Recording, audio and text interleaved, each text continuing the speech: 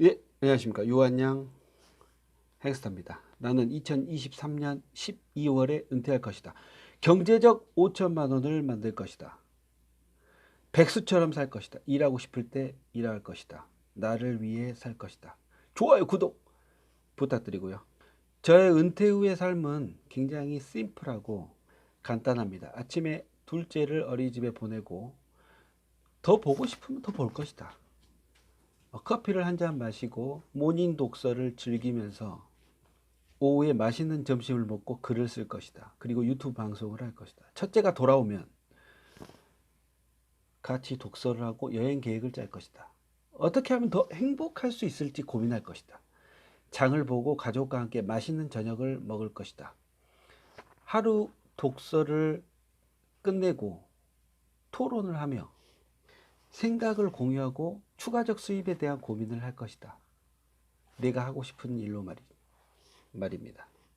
은퇴 후의 방송 컨텐츠는 은퇴 후의 삶, 그리고 은퇴를 위한 재테크, 특히 금융자산에 대한 투자 방법을 지속적으로 다룰 예정입니다. 자, 미국 주식은 저번 주에 많이 하락하면서 불안감을 자아냈죠.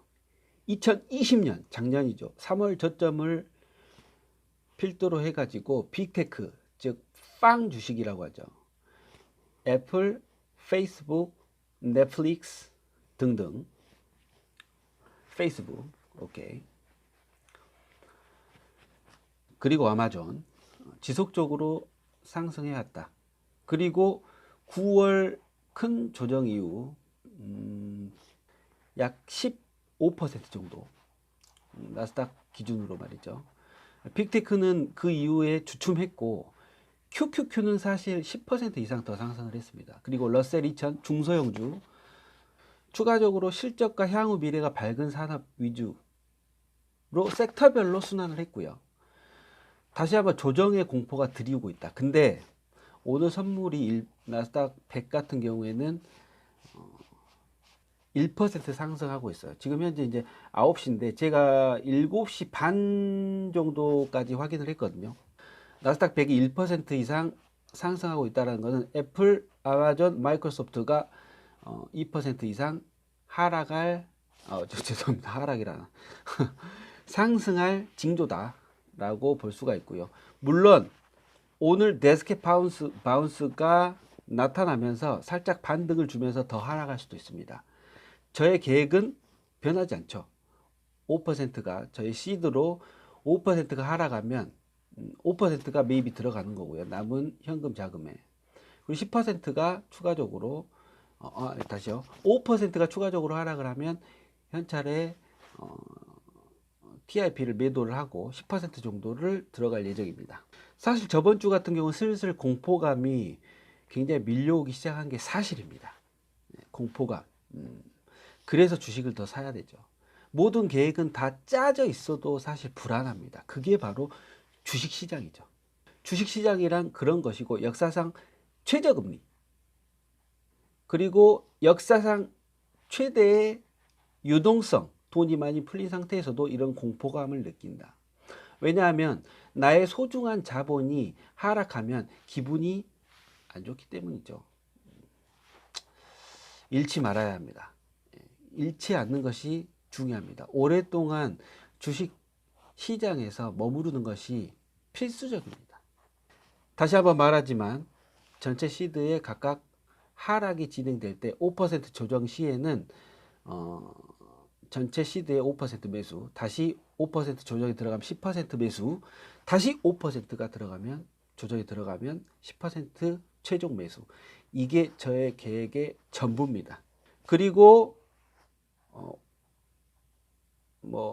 다시 상승할 수도 있겠죠. 하지만 조정했다가 상승했을 수도 있고 5%, 10%만 조정이 돼서 다시 상승할 경우가 있을 겁니다. 그때는 어김없이 오를 때마다 5% 오르게 되면 5%를 팔아가지고 현금 비율을 맞춰주고 최대한 지금 현재 이 장에서, 그러니까 대세 상승장을 만난 이 시점에서 조정은 있을 것이다. 하지만 그 조정이 현찰을 갖고 있으면서 조정이 되느냐 아니냐는 큰 차이가 있다. 내 마음가짐이다. 제가 8대2 포트를 작년 9월경에 이제 떡락하기 전에 8대2 포트를 해봤거든요. 오를 때는 무진장하게 오르는데 굉장히 마음고생이 심했습니다. 근데 올라가는 장에서도 수익을 보면서 내려가는 장에서도 마음고생이 적은 포트가 바로 7대3 포트 정도가 되더라. 그래서 저한테 맞다. 상승할 때 빠지지 않는 상승을 해주고요. 그 다음에 빠질 때도 이렇게 일련의 흐름을 이어갈 수가 있는 거죠. 심적 안정을 이어갈 수가 있는 겁니다. 그래서 사실 이 조정은 공포감이 있지만 사실 빠져주기만을 바라는 저의 마음일 수도 있어요. 하지만 오늘은 반등을 할 것이다. 자, 그렇습니다. 오늘은 뭐 반등을 예상하고 있지만 어떻게 될지 모르죠. 그래서 저는 자산 배분, 지금 현재 가지고 있는 40%의 개별 주식을 자산 배분형 ETF로 옮길 생각을 가지고 있어요. 거기에 대한 가장 중요한 포트폴리오는 NTSX 그리고 RPAR입니다.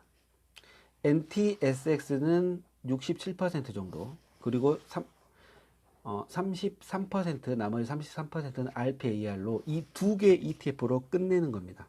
예상 수익은 10%, MDD도 10% 정도. 근데 예상 수익은 굉장히 보수적입니다. 작년에 NTSX가 20% 이상 수익을 냈기 때문에 올해도 굉장히 10% 이상의 수익률을 내줄 것이다. 이 자산 배분형 ETF는 제가 나중에 시간을 고려해 가지고 방송 촬영을 하도록 하겠습니다. 기대해 주시고요. 좋아요, 구독 부탁드립니다. 주말에 양배추 스테이크를 해볼 생각입니다. 사랑하는 와이프를 위해서요. 여기까지입니다. 유한양 햄스터였습니다.